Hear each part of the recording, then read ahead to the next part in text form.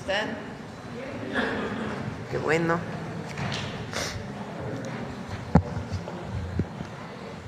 Bueno, el día de hoy están aquí, siéntense por favor. Con nosotros el general secretario de Defensa, Ricardo Trevilla Trejo, el almirante secretario de Marina, Raimundo Pedro Morales Ángeles, está Ariadna Montiel, secretaria de Bienestar, Jesús Esteva, secretario de Infraestructura, Comunicaciones y Transportes. Nos acompaña también Raquel Buenrostro, secretaria de Anticorrupción y Buen Gobierno, y Bulmaro con Suave Patria. Vamos a informar de dos temas el día de hoy. Uno, vamos a hacer y están a distancia los tres gobernadores de Puebla, Hidalgo y la gobernadora de Veracruz. Vamos a hacer una revisión de la atención a la emergencia primero y después la secretaria Raquel Buenrostro va a presentar varios temas que habían quedado pendientes en la mañanera. Uno de ellos sobre la historia del Fonden, aprovechando el tema. Bueno, vamos a iniciar con Jesús Esteva para informar. De acuerdo. Con su permiso, señora presidenta, buenos días a todas y a todos. A continuación, damos el informe de avances en la atención a la emergencia. Adelante. Al día de hoy se encuentran ya comunicadas 202 comunidades de 288 que tenemos de inicio. 124 en Hidalgo, 29 en Puebla, Querétaro y San Luis Potosí ya están, como informamos hace unos días, totalmente comunicadas, y Veracruz solamente traemos 28 de 51. Ayer se conectaron 4 en Hidalgo y 1 en Veracruz. Adelante. En cuanto a restablecimiento del servicio de energía eléctrica, como ven, ya solamente restan 566 por atender en el estado de Hidalgo, y Puebla, Querétaro, San Luis Potosí y Veracruz están totalmente conectados, cuentan con energía eléctrica. Adelante. En el caso de las escuelas afectadas, estamos hablando de que se han atendido 1,206 de 1,394, esto equivale al 86% del total de escuelas. Adelante. En cuanto a viviendas censadas, se llevan 92,024 y el total de apoyos entregados son 36,358. Con esto equivale al 40% de los apoyos. Adelante. En cuanto a despensas entregadas, van 342,672. El día de ayer se entregaron 27,547. Adelante. Y finalmente, vacunas, traemos 333,811 aplicadas. El día de ayer se aplicaron 81,700 vacunas. Adelante. Y el personal atendiendo la emergencia son 53,215 compañeras y compañeros que son parte de los gobiernos de los estados, SEDENA, SEMAR, SICT, Bienestar, Sector Salud, Conagua y CFE. Y es cuanto respecto a este informe, y ahora paso a dar el informe de la infraestructura.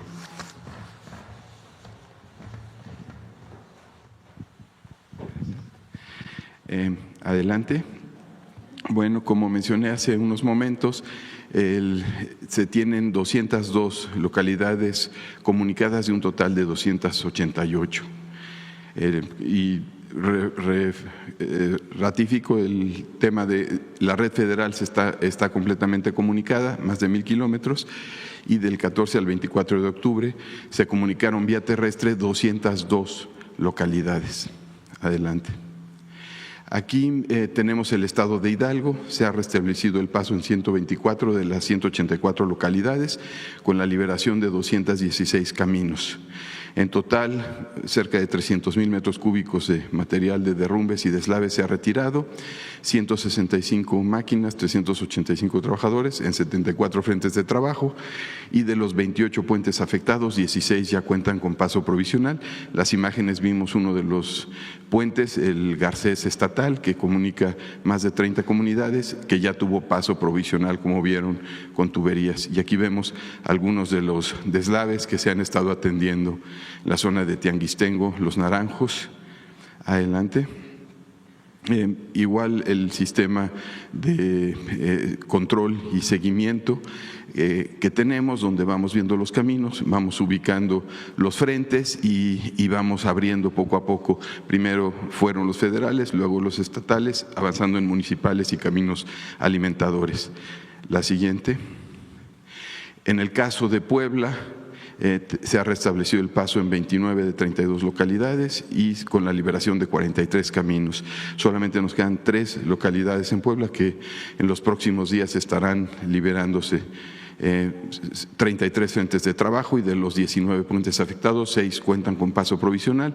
De las primeras imágenes que se veían era parte de estos puentes donde a veces se resuelve con cajones, a veces con tubos, y se da el paso provisional. Y como se mencionó en ocasiones anteriores, ya hay técnicos, ya hay proyectistas diseñando los pasos que serán parte del proceso de reconstrucción. Adelante. Aquí lo mismo, en el caso de Puebla, imágenes de Naupa, Xolotla, donde se trabaja, como les mencionaba, en varios turnos donde se puede para llegar lo más pronto posible a las regiones. Adelante. En el caso de Veracruz, aquí, bueno, algunas imágenes del puente de Xochocapa, que es uno de los pasos principales para llegar a lo último que tenemos incomunicado, que es Ilamatlán. Ahí se ha restablecido el paso en 28 de 51 localidades, con la liberación de 45 caminos. Tenemos 30 frentes de trabajo, y de los 9 puentes afectados, 3 cuentan con paso provisional. Este es el gran deslave que vimos hace algunos días. Como ven, ya tiene paso, y en específico estamos concentrados en la zona de Huayacocotla hacia Sontecomatlán, y de ahí hacia Ilamatlán. Ya pasamos Xochocapa y estamos ahorita en San Gregorio atendiendo los 2 pasos. Ya pasaron equipos de estos, como ven, equipos pesados de grandes dimensiones, que son los que pueden atender esos deslaves. Adelante. Y además se atiende en conjunto con Defensa, Marina, con Agua y el gobierno estatal, diferentes zonas. Estas son imágenes de Poza Rica, se está trabajando en Álamo, en Tempoal y en El Higo. La siguiente. Finalmente, como resumen, la red estatal y caminos alimentadores se restableció el paso en 202 localidades, se liberaron 360 caminos en los 5 estados, se liberaron todos los caminos interrumpidos en Querétaro, en San Luis Potosí. Hay 17,584 elementos de Defensa, Marina, Estado y SICT, y 1,210 máquinas liberando caminos y también haciendo labores de limpieza. Al día de hoy se han removido 3,048,000 metros cúbicos de material en derrumbes y deslaves, y pues se tienen los 47 helicópteros en las rutas aéreas, en los puentes aéreos. Y es cuanto, presidente. General.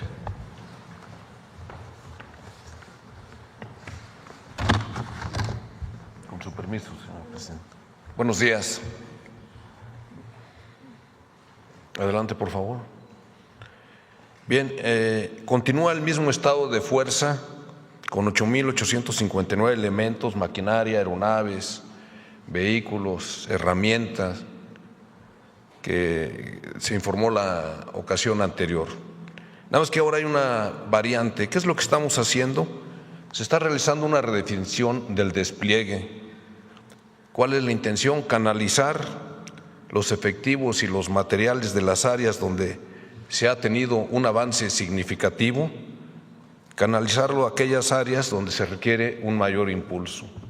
Hablando de maquinaria pesada, específicamente en el estado de Hidalgo, El día de mañana se va a reforzar con maquinaria del agrupamiento de ingenieros y también con alguna maquinaria que se encuentra en el campo militar número 1. Adelante, por favor. Por lo que se refiere al avance en los 5 estados, este es un consolidado del 9 al 23 de octubre del 2025.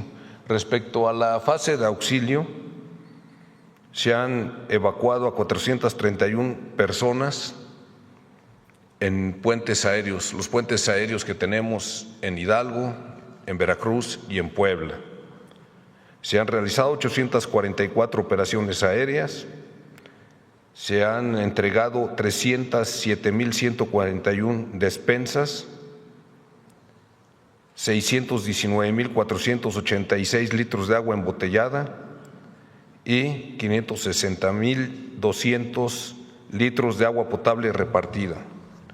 Respecto a la fase de recuperación, los resultados que resaltan son 5.373 viviendas desasolvadas, 465.385 metros cúbicos de piedras y tierra retirados. La que sigue, por favor. En relación a la repartición de despensas, el día de ayer finalizó la repartición o la distribución de despensas de emergencia en los estados de San Luis Potosí, Querétaro, Veracruz y Puebla, y dio inicio a la distribución de despensas basadas en los censos que han realizado los servidores de la nación en esos 4 estados. El estado de Hidalgo está pendiente por la situación que está viviendo, todavía hay muchas comunidades incomunicadas. Sin embargo, se estima que la próxima semana ya estaremos repartiendo esas despensas en base a los censos. Por lo que se refiere a San Luis Potosí, el día de ayer se entregaron en 4 puntos de repartición 2.388 despensas de un total programado de 2.856. Esta repartición va a terminar hasta el 26 de octubre con 9.985 despensas. La que sigue, por favor. En Querétaro, ayer se entregaron en 3 puntos de repartición 1.731 despensas. Adelante. En Poza Rica, en 4 puntos de repartición se entregaron 5.844 despensas de un total programado de 17.241 despensas. Aquí cabe mencionar que el día de hoy, mañana y hasta que se terminen de entregar todas las despensas, seguirán establecidos los puntos de repartición que iniciaron el día de ayer en todas esas colonias. Adelante. En Puebla, en 8 puntos de repartición se entregaron el día de ayer 1.120 despensas. Aquí quiero resaltar que desde que inició la aplicación del plan DN13, ninguna comunidad ha quedado sin el apoyo de alimentación, de agua y medicamentos básicos. También me permito hacer un reconocimiento en mi calidad de alto mando del Ejército, de la Fuerza Aérea y de la Guardia Nacional a todo el trabajo, el esfuerzo que ha realizado el personal de generales, jefes, oficiales y tropa, principalmente la tropa, que son los que llevan este esfuerzo, este trabajo tan desgastante en la aplicación del plan DN13. Y bueno, van a seguir trabajando. Ellos están convencidos de que lo hacen con pasión y lo tienen que realizar por el beneficio de la población. Muchas gracias.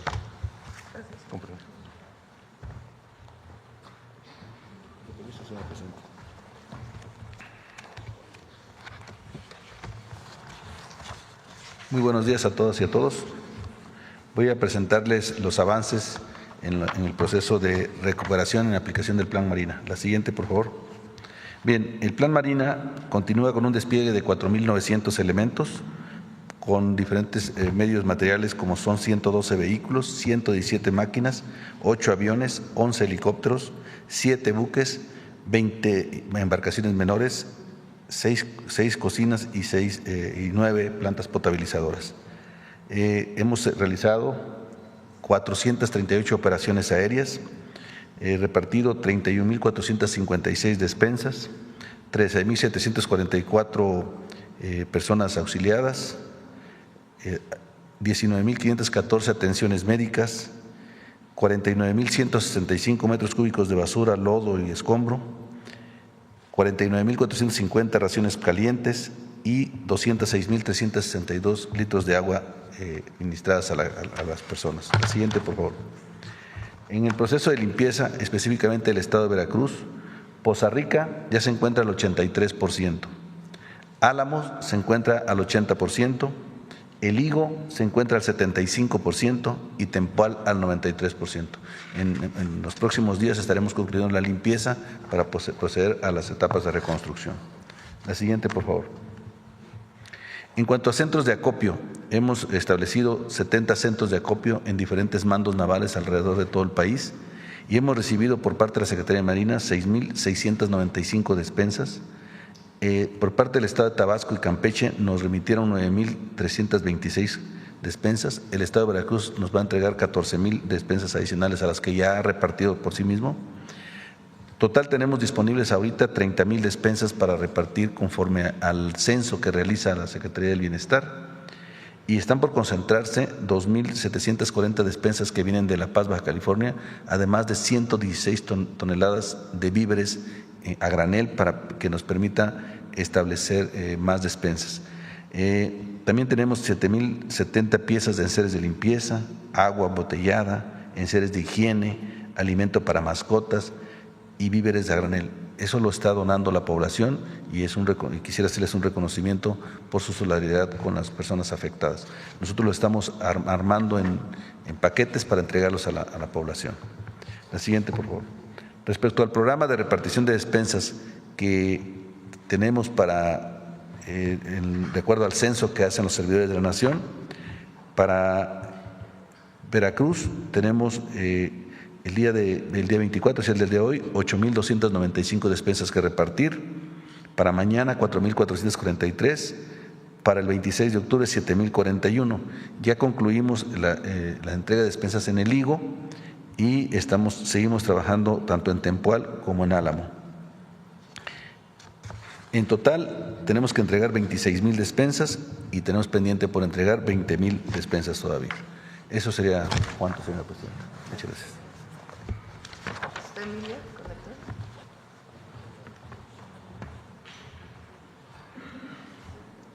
Buenos días. Con su permiso, presidenta. Buenos días a todos y a todos. Me voy a permitir informar sobre las labores de restablecimiento del suministro eléctrico por fuertes lluvias en la región oriente del país. La siguiente, por favor. Si me ayudan con la presentación. Gracias a su liderazgo, presidenta, y con el apoyo de todos los grandes trabajadores de la CFE, así como la coordinación que tenemos con las dependencias federales, hemos llegado ya a restablecer el 99.82%. Lo que implica que el día de ayer a las 4 de la tarde teníamos ya restablecido al 100% el estado de Veracruz y continuamos trabajando en el estado de Hidalgo, donde tenemos pendientes 466 usuarios. Siguiente, por favor. En los avances al restablecimiento tenemos esta línea de tiempo donde le hemos dado seguimiento a cómo hemos ido alcanzando el 100%. Haciendo un recuento, el pasado 11 de octubre San Luis Potosí quedó restablecido al 100%, el 16 de octubre Querétaro, el 21 de octubre Puebla y en el estado de Veracruz llegamos al 100% el día de ayer. Siguiente, por favor. En el estado de Hidalgo tenemos pendientes aún 466 usuarios afectados para poder restablecer el suministro eléctrico. Actualmente nos encontramos trabajando en las comunidades más alejadas con algunas de las estrategias que mostramos ahí en los videos, con los compañeros y compañeras electricistas que están trabajando en sitio y esperamos lograrlo ya muy pronto estos usuarios que están pendientes. Además de estas actividades y estrategias que hemos establecido, siguiente por favor, y continuamos con los en los poblados de difícil acceso. Tenemos aún 9 campamentos establecidos para poder agilizar el restablecimiento. Y con esta estrategia hemos logrado 3.980 restablecimientos a los usuarios. Aquí debo hacer un reconocimiento adicional a todas las personas de las comunidades donde estamos trabajando, ya que sin su valioso apoyo no podríamos continuar. Nos ayudan desde jalar cables, levantar postes, limpieza y nos ayudan con la firmeza de los terrenos, y sin duda con ellos hemos también tenido estos resultados que estamos reportando. Adelante, por favor. En cuanto a la infraestructura que se nos afectó por esta emergencia, en Veracruz fundamentalmente teníamos daño en 3 líneas de transmisión. Llevamos de ellas concluidas 2 con un avance del 93.2%, y las 2 subestaciones están listas ya también y operando. Siguiente, por favor. En resumen, en recursos totales que hemos desplegado, Presidenta, son 1.602 trabajadores y trabajadoras electricistas, 503 pick-ups, 219 grúas articuladas. Hemos trabajado con 6 helicópteros, 8 drones, 8 retroexcavadoras y 4 cuatrimotros, con los que hemos también logrado el acceso de una manera más ágil. Adelante, por favor. En cuanto a la red pública de telecomunicaciones, lo que tiene que ver con la telefonía móvil e Internet, cuyo servicio también presta CFE, tenemos en torres de telefonía celular pendiente 43 de acceso de Internet gratuito, tenemos pendientes aún 441 con un 55% de avance, y los recursos que ahí muestra la diapositiva. Siguiente, por favor. Continuando con la entrega gratuita de los chips de CFE, tenemos 7.880 entregados, tanto en los puntos de entrega como también con el personal de CFE que de manera personal hace estas entregas en distintos puntos de las localidades afectadas. Siguiente, por favor. Y por último, pues reiterar el agradecimiento y el reconocimiento también a todos los compañeros electricistas que sin duda con el esfuerzo que han realizado hemos logrado los resultados que hemos reportado, y continuaremos trabajando para hasta restablecer el 100%. Muchas gracias, Presidenta. Quedo a la orden. Gracias, Emilia. Vamos con los gobernadores y cerramos con Ariadna. Gobernador de Puebla. Gracias, Presidenta. Muy buenos días a todas, a todos. Gracias por todo el apoyo. El avance ha sido significativo. Agradecerle ayer su visita en La Ceiba ya para entregar recursos a las familias censadas. Prácticamente todas las comunidades están comunicadas porque la Ceiba en Zetamena siempre ha sido afectada por el río Pantepec, y la solución que está planteando el secretario de Infraestructura es la correcta, y nosotros estaremos supervisando y visitando esa comunidad el día sábado. Las 2 localidades que aún faltan es de una precipitación que hubo hace 4 días en Joney. Por lo tanto, podríamos decir que las comunidades aisladas que fueron afectadas, todas ya están restablecidas, y las que aparecen actualmente son por esta circunstancia. Presidenta, informarle a su audiencia que el número de personas fallecidas fueron hasta este momento 22, y nos faltan 2 solamente, 2 no localizadas. Un niño de 6 años, Tadeo González, que usted visitó esa zona, Nuevo Monterrey, en Huauchinango, a las familias. Es el único niño que nos falta, y un señor de Tetela de Ocampo, Pedro Segura. A las familias que perdieron, los que perdieron la vida, se les ha atendido, como usted ha indicado, que se les dé atención especial, y todos los trabajos con la maquinaria, 143 máquinas de diferentes instituciones y 11 helicópteros lograron los puentes aéreos. Y en resumen, agradecerle a usted, a todo su gobierno, a la Secretaría de Salud, al IMSS, IMSS Bienestar, ISTE, a la Sedena, la Marina, la Guardia. Aquí me acompañan los mandos de la Guardia Nacional, de la Sedena y de la Marina y el equipo del Gobierno del Estado. Puebla está adelante, está bien, gracias a usted, a su oportuna intervención y a la sociedad civil también que nos ha apoyado. Muchas gracias, presidenta. Muchas gracias, Alejandro. Vamos con Julio Menchaca en Hidalgo. Buenos días, presidenta. Les saludamos desde el Centro de Información, que al día siguiente de la emergencia se constituyó aquí en Palacio de Gobierno. Hay enlaces de todas las dependencias federales y estatales que tienen que ver con la atención de esta emergencia. Ya los titulares, los integrantes de su gabinete han hecho referencia a los datos. Solamente me gustaría puntualizar que en 9 días de los 28 municipios de atención prioritaria, solamente restan 17 que se han comunicado a 25,213 personas y que están en operación 239 máquinas. Se han distribuido 138,201 despensas, se han realizado 444 vuelos, se ha desplegado un ejército de 9,774 personas del gobierno estatal, del gobierno federal. Se tienen en funcionamiento 16 refugios temporales en beneficio de 657 personas. Al día de hoy, en los 28 municipios prioritarios, 125,273 estudiantes, que es el 78% de un total de 160,612, ya se encuentran en actividades escolares de manera presencial o a distancia. Presidente, el día de ayer se hizo un sobrevuelo con los ingenieros militares de acuerdo a su instrucción. Hoy realizarán 3 y tendremos una información más cercana de lo que está pasando.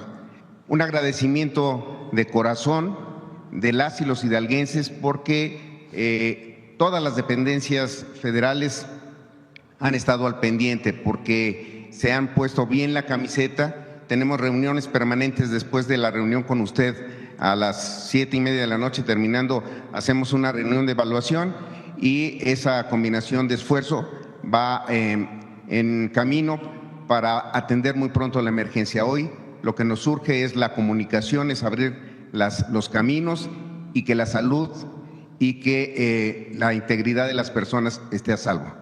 Apreciamos mucho siempre su acompañamiento y su apoyo y estaremos recibiéndola en unas horas más. Muchísimas gracias, presidenta. Gracias, Julio. Gracias, gobernador. Rocío, Veracruz. Buenos días, presidenta. Con el gusto de saludarlos a usted y a todo el auditorio, a todo el pueblo de México, que aprovecho para agradecer toda la solidaridad, todo el apoyo en que todo el pueblo de México le ha dado a Veracruz, en especial al gobierno federal que usted encabeza. Todo el gobierno se ha desplegado para ayudar al pueblo veracruzano ante estas lluvias torrenciales que tuvimos. Y a 14 días después de los sucesos, hay solamente una cabecera municipal incomunicada, Ilamatlán, y de ella hay 23 comunidades incomunicados, como lo dijo el secretario Esteva, y se está trabajando con máquinas. Se trabaja en limpieza muy fuerte en el área urbana, como es Poza Rica, Álamo, Tempoal y, por supuesto, El Higo. En Poza Rica se lleva un 83% de avance, tal como lo reportó el secretario Almirante. En Álamo un 80%. Tan solo en Poza Rica traemos 662 equipos de maquinaria pesada que trabaja las 24 horas en turnos para poder levantar las miles de toneladas de lodo y basura que dejó pues esta contingencia. Se ha hecho un puente aéreo para ir a la Sierra de Guayacocotla, las comunidades aisladas, a llevar medicamentos, a llevar comida, y son 11 helicópteros los que están funcionando en este momento. Iniciamos con 20, hoy son 11 helicópteros. Se han repartido 90,674 comidas calientes a toda la población que lo ha necesitado, y también se han entregado 136,008 despensas. Estamos ya en una etapa muy importante donde riesgo sanitario y el personal de salud está atendiendo a nuestra población. Se han implementado y se han aplicado 29,069 vacunas, sobre todo contra el tétano. Es muy importante que toda nuestra gente se vaya a vacunar. Al estar en contacto con el lodo, con bacterias, es importante esta vacuna. Para ello, se cuentan con 338 brigadas médicas.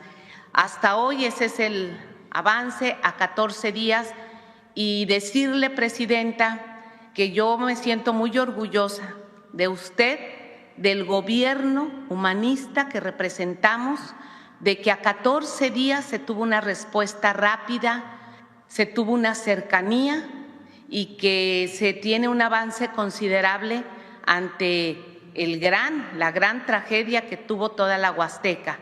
Sin embargo, somos un pueblo trabajador, somos un pueblo que nos levantamos, y hoy Veracruz está de pie gracias a todos los que nos han apoyado, gracias a su gobierno, y vamos a salir adelante. Muchas gracias, Presidenta. Gracias, Rocío. Vamos, Ariadna.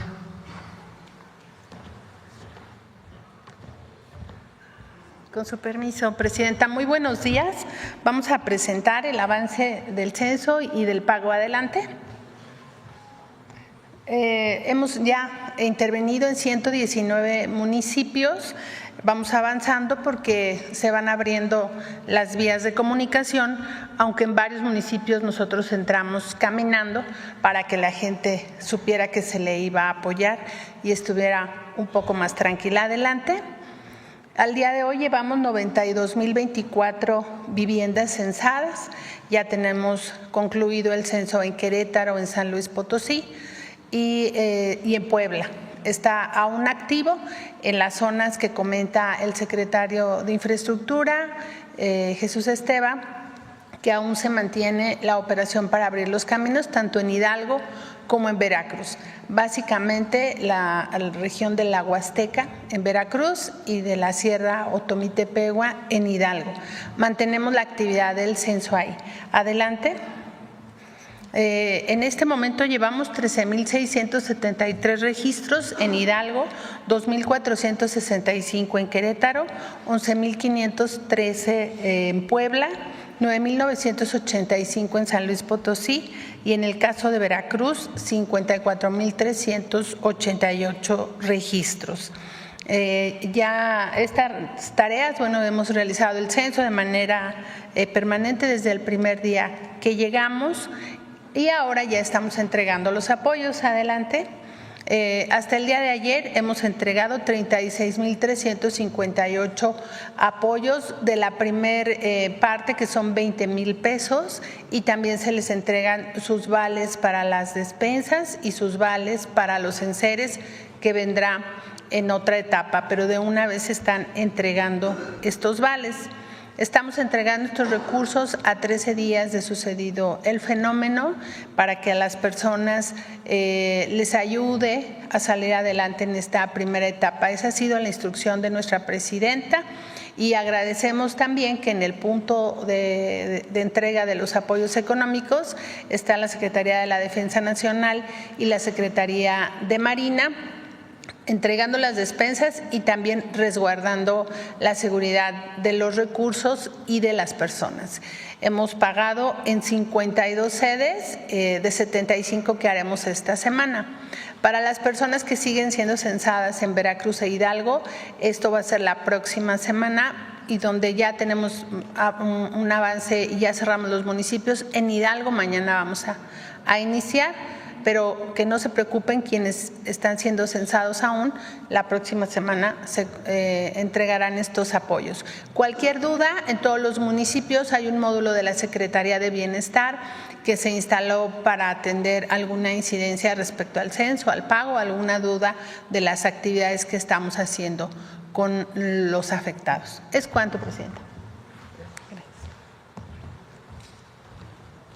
Vamos, Raquel, luego pasamos un video de agradecimiento. Con su permiso, Presidenta, buenos días a todos. Son varios temas, vamos viendo uno por uno. Empezamos con ventiladores, 2,000 ventiladores. Hubo hace algunos días preguntas sobre los 1,000 ventiladores, aquellos que no llegaron a México en la pandemia. ¿Cuál es la situación? Les platicamos. Esos 1,000 ventiladores se compraron a una empresa que se llama Viva Enterprise, que es una empresa inglesa. La siguiente, por favor. En su momento, si recordarán, la pandemia, la alerta de emergencia de la pandemia fue el 23 de marzo de 2020, el 23 de marzo de 2020. Estábamos a menos de un mes cuando se andaba ya buscando los ventiladores para garantizar que llegaran a México y no se fueran para otra parte del mundo, pues los convenios, los contratos en su momento eran muy exigentes, digamos, por parte de los vendedores. Se firma un convenio, un contrato del director del INSABI directamente con la empresa, y el compromiso era pagar el 100% de manera anticipada y en menos de una semana se tendrían los ventiladores. La siguiente, por favor. Aquí platicamos más o menos la ruta de los tiempos para que ustedes vean. El 4 de abril se firma el contrato, el 13 de abril se hace el pago del 100%, que son 1,416 millones. El 28 de abril ya debían haber entregado los ventiladores y empieza la empresa inglesa a reportar que hay retrasos. El 30 de abril comunica un retraso mayor y como ya había pasado un mes y el compromiso era entrega inmediata, pues inmediatamente se hace el reclamo a la empresa. Inmediatamente el 8 de mayo del 2020 se exige la devolución del dinero más los intereses generados. El 19 todavía el mayo, al siguiente mes, continuamente se le está presionando, la empresa regresa el equivalente a 300 ventiladores.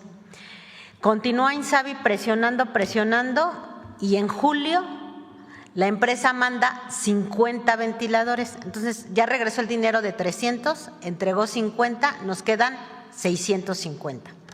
De esos 650 sigue el INSABI presionando el reembolso todavía el mismo año, en 2020. En agosto de 2020, Viva, que es la empresa inglesa, se quiere pasar de listo porque pues no era la única empresa a la que se le compraban ventiladores, estábamos comprando a todos lados. Entonces, entre otras empresas, se compran ventiladores a una empresa distribuidora que se llama Encore Health. Encore Health se le compra de manera directa a la comercializadora ventiladores y Viva quiere engañar diciendo que los que entrega Encore Health son de él. Y entonces ahí mete ruido, pero se documenta, se acredita que no es cierto, es un contrato distinto y siguen estando pendientes los 650 ventiladores. La siguiente, por favor. Eso todo ocurrió en 2020. Enseguida, en el año 2021, ante la no recuperación y no reacción de la empresa, el INSABI presenta una denuncia penal con la Fiscalía General de la República, la cual todavía se encuentra en proceso de investigación. La siguiente, por favor. Adicionalmente, como el contrato fue firmado bajo la jurisdicción inglesa, con leyes inglesas, el INSABI después continúa el IMSS Bienestar, mantienen un juicio en Londres porque el contrato fue bajo jurisdicción inglesa. Y en Inglaterra está un despacho de abogados que trabajan allá, que se llama Peters & Peters, llevando el caso, y se le denuncia a la empresa y el delito en Inglaterra es engaño. Entonces se presenta una demanda por engaño que está en proceso. En noviembre concluye el periodo de aportación de pruebas tanto de la parte demandante como de la demandada y en diciembre se llevarán las audiencias. Y por lo que nosotros tenemos información del despacho es que es muy probable que ganemos el juicio porque la materialidad del engaño se da en la no entrega. Entonces, como no hay manera de acreditar la entrega, pues se va a acreditar el engaño y entonces estamos en ese estatus. Muchas gracias. Eso es con relación a los 1,000 ventiladores. La siguiente, por favor. Hace poquito también salió un tema que preguntaron en la mañanera, ¿qué pasa con los ventiladores de Philips? La siguiente, por favor. Otra vez nos regresamos al periodo de la pandemia, ¿no? Estamos en la pandemia, el 23 de marzo se declara la pandemia, el 30 de marzo se declara pandemia ante todo el COVID y ¿qué pasa? Pues otra vez estamos en escasez, andamos buscando en ventiladores, todo el mundo en todo el mundo está buscando ventiladores y Philips empieza a vender ventiladores en todo el mundo. La siguiente, por favor. En ese momento, cuando es la situación, Funsalud dona 2,000 ventiladores Philips a diferentes instituciones públicas y privadas y también el gobierno también está adquiriendo. En junio de 2021, la FDA, que es el equivalente a COFEPRIS, la Agencia Sanitaria de Estados Unidos, emite una alerta de riesgo contra esos ventiladores. Entonces dice, hay que estar pendiente del funcionamiento tecnológico de estos ventiladores, pone una alerta y se dan contraindicaciones, ¿no? Dice, úsese y cuídese en casos de tal y tal y tal, ¿no? No se use para estos casos. Da la receta de contraindicaciones y señala los modelos que son los que figuran ahí, cuáles son los que hay que tener bajo observación tecnológica. De manera simultánea en junio, pues como todas las agencias sanitarias están comunicadas, en todo el mundo empiezan a generar todas las alertas, que no es la excepción de México. COFEPRIS manda una alerta y dice tenemos que tener cuidado con eso. Hay que recordar que como era la pandemia, se estuvieron habilitando muchos ventiladores en todo el mundo porque no existían suficientes. Y entonces esos ventiladores que eran, digamos, nuevos, no se les dio registro sanitario, se les dio un registro sanitario especial para uso de emergencia. Entonces, todos estos tenían registro sanitario para uso de emergencia y había que tenerlos vigilados. La siguiente, por favor. En 10 de mayo de 2023 acaba la pandemia. Acabando la pandemia, se acaba el permiso o el registro sanitario de uso de emergencia. ¿Eso qué significa? Que de manera automática, por ley, todo mundo debió retirar todos los ventiladores porque no contaban con registro sanitario. Entonces, a partir de ese momento, caduca, por decir así, el registro sanitario provisional que se les dio para el uso de emergencia y todo mundo lo que tiene que proceder es a retirar los equipos porque no tienen registro sanitario y la empresa ya no los puede vender y comercializar en México. Entonces queda estrictamente prohibida su venta. A raíz de los comentarios que hubo en la mañanera, se volvió a poner el foco, se identificó que la empresa seguía comercializando, incluso usando plataformas. Esa es una investigación que está abriendo COFEPRIS y la está llevando a cabo. La siguiente, por favor. Ya ahorita ya no hay, ya las bajaron de las plataformas. ¿En qué situación estamos? Pues nosotros estamos dando la labor junto con las instituciones de reverificar que efectivamente todos los ventiladores estén retirados. En todo lo que llevamos hasta ahorita, lo que hemos detectado es que todos están retirados, algunos incluso ya se devolvieron, ya los retiró la empresa y la entrega a la empresa, el retiro, pues es independiente del resarcimiento de daños y perjuicios, porque pues, se compraron y pues se tiene que responder la empresa porque son equipos que no funcionaron o que no cumplieron con todos los requisitos. Sí funcionaban, pero no cumplían exactamente con todos los requisitos que debe de cumplir. Y ahorita nos encontramos en esa parte, en cómo estamos analizando con todo el sector salud cuál es la estrategia jurídica integral y además estamos en colaboración con otros países para ver cómo están atendiendo sus temas en otros países. La siguiente, por favor. Y ya terminamos. Lo que sí es que lo que hemos hecho hasta ahorita y de la verificación física que se ha hecho en algunos de los hospitales, en lo que llevamos, sí se ha ratificado que al menos en el sector público, en el gobierno federal, no están funcionando los ventiladores. La siguiente. El otro tema tiene que ver con que ha habido comentarios sobre la plataforma del INAI.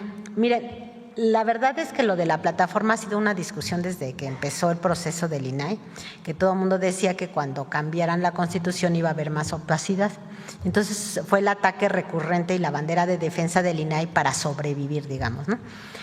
Con todos los privilegios que antes tenían. Entonces, ¿qué fue lo que nosotros hicimos y lo dijimos en su momento?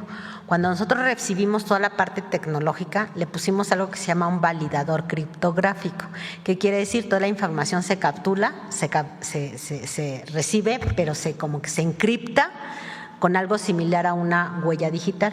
Si cualquier cosa se altera, puede ser detectable y tiene auditoría forense. Entonces lo encriptamos con un validador, hicimos un clon y estamos trabajando con el clon.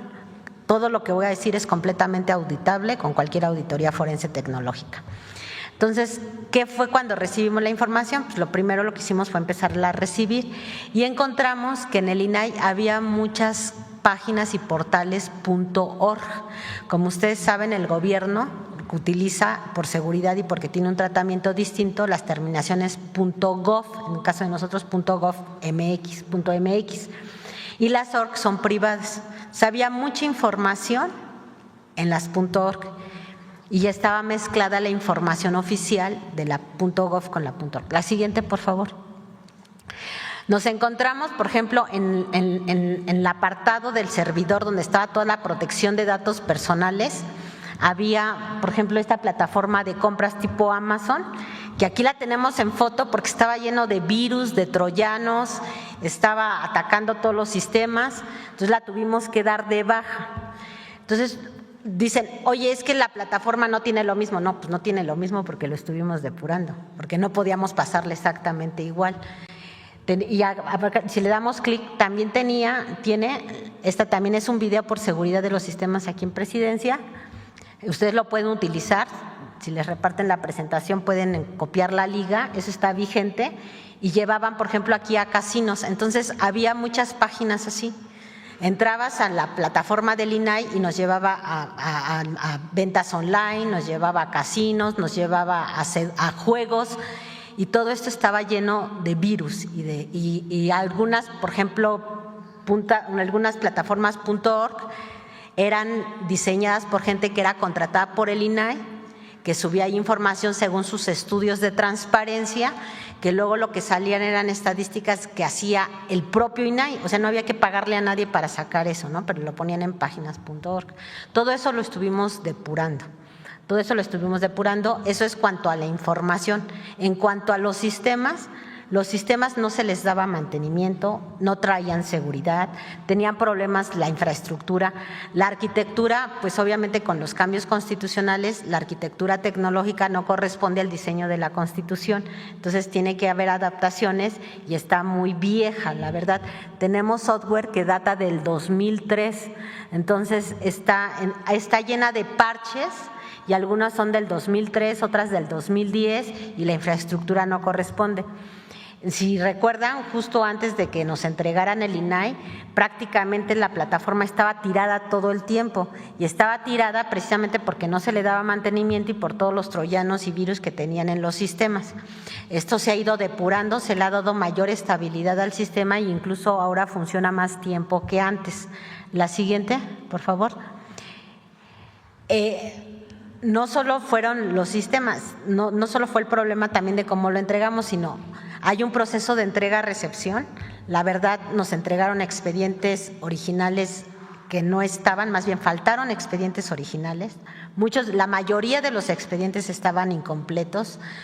Se encontraron muchas cajas que no estaban relacionadas en el acta de entrega y en el acta de entrega estaba relacionada mucha información que no estaba en físico.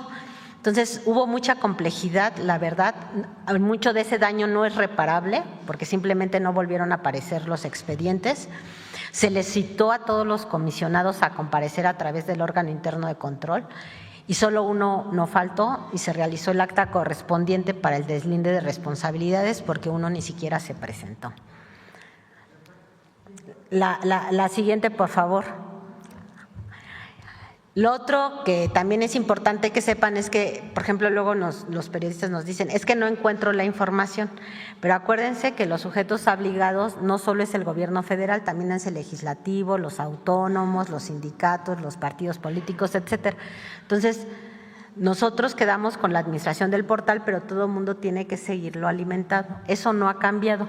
Sin embargo, sí hay cuestiones que han estado entorpeciendo la información. Por ejemplo, en el INAI de Aguascalientes, el estatal, que es autónomo, pues no le dio mucho gusto pues desaparecer y entonces el último día antes de irse le quitó todas las contraseñas a todos los sujetos obligados del estado de Aguascalientes. Entonces, nadie se dio cuenta hasta que tenía que cargar la información porque ya eran las fechas obligadas, quisieron entrar y nadie usaba sus contraseñas. Entonces, tuvimos que hacer un levantamiento ahí muy rápido y habilitarlo. Pero de esos casos hay muchos. Entonces, hay muchas veces que la información no procede porque los mismos INAIs estatales y algunos personajes han estado boicoteando la transición. La siguiente. De hecho, esta es una foto de cómo va la transición, porque tenemos no solo que alinear la Constitución a nivel federal, sino a nivel estatal y municipal. Y esta lámina, y ahí si les reparten la presentación, la pueden apreciar cuáles son las diferentes etapas en las que está cada entidad federativa, pero están todos en proceso para ir transitando a la armonización constitucional. Los estados subrayados son los que van mejor, digamos, en cada uno de los grupos. La siguiente, por favor. Y les vamos a pasar un pequeño videíto nada más para que vean que la plataforma no ha cambiado, es exactamente lo mismo. Incluso se ha mejorado la búsqueda de las solicitudes, se ha mejorado también en cómo pueden darle seguimiento a las solicitudes que ustedes presentan y también se agregó todo el flujo del proceso de una resolución, desde el inicio de la queja hasta la conclusión y el cumplimiento, que eso nunca lo publicó en el INAI y ahora sí lo pueden ver completamente para perfectamente conocer qué se está atendiendo y en qué momento está y ver si todo se cumple en tiempo y en forma. Adelante, por favor. Vivimos en una época de inmediatez digital. Con un solo clic pedimos comida, transporte o hacemos compras. Con la Plataforma Nacional de Transparencia, también está a tu alcance ejercer tu derecho a acceder a la información pública. Desde cualquier rincón del país, esta plataforma es el punto de encuentro digital que conecta tus solicitudes con las instituciones que tienen la información que tú necesitas. Puedes revisar contratos, sueldos, compras públicas, presupuestos asignados, trámites, padrones de programas sociales y padrones de servidores públicos y empresas sancionadas. La información de más de 6,000 instituciones federales y estatales está disponible en un solo lugar. Y puedes acceder a esta fácilmente y descargar en formatos abiertos. En caso de no encontrar lo que buscabas, a través de la plataforma, puedes pedir la información directamente a la institución, incluso de forma anónima, sin necesidad de salir del sitio. Desde que la Secretaría Anticorrupción y Buen Gobierno asumió la administración de la plataforma, se cuenta con mejoras como un buscador de institución, evitando la dependencia de filtros para hacer solicitudes y consultas. Sigue tu historial. Revisa tus últimas solicitudes y quejas sin necesidad de buscarlas, en un solo lugar y sin clics adicionales. Porque tu participación es importante, puedes reportar problemas o ayudar a mejorar tu plataforma al enviar sugerencias mediante el formulario digital o la línea telefónica. Trabajamos para fortalecer las guías y apoyos disponibles para la ciudadanía, con el propósito de facilitar el acceso a la información, agilizar la consulta y garantizar que las solicitudes sean atendidas de manera más eficiente en la Plataforma Nacional de Transparencia. Cada búsqueda, cada solicitud, cada expediente atendido es un paso hacia un gobierno que rinde cuentas y una ciudadanía más informada. Tu privacidad no es negociable. Se protegen y resguardan tus datos personales. La Plataforma Nacional de Transparencia simplifica el acceso a tu derecho a la información. No es un trámite, es tu herramienta para saber, seguir y confiar. Gracias. Y nada más decir que estamos en capacitación permanente, no solo con instituciones estatales, federales, los diferentes poderes, para esta armonización estable y que sea todo perfectamente articulado, sino también tenemos ya como tipos call center también que están llevando a una capacitación a los que quieren hacer sus solicitudes y facilitarlos en hacer todo el acceso a la información y cualquier trámite ante la institución. Pues eso sería. Y ahora pasamos a Fonden. Si me prestan un micrófono, por favor. A ver, ahora la siguiente. Por favor. La siguiente. Aquí nada más es muy rápido. Me voy a ir un poquito rápido, de todos modos les comparten ahí los datos. Esta es la historia del Fonden. El Fonden conceptualmente nace en el 1996 y aquí los recursos eran presupuestales, no había fideicomiso. Y empieza a operar el Fonden. A partir de 1999 se crea el fideicomiso. Aquí es cuando empieza a manejarse un fideicomiso. Este fideicomiso tiene varias características. Primero, al ser un fideicomiso es más opaco su uso de los recursos. Empieza a ser muy opaco porque los fideicomisos no tenían tantas reglas como las que tienen ahora los fideicomisos públicos. Acuérdense que en algún momento ni siquiera tenía el conocimiento del gobierno federal de cuántos fideicomisos públicos había.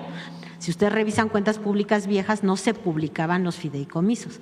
Entonces nace en una época donde los fideicomisos eran completamente oscuros, no se publicaba, no se daba información y ni siquiera se tenía con exactitud cuántos fideicomisos existían. Además de eso, tenía una regla que era, dicen, par y paso.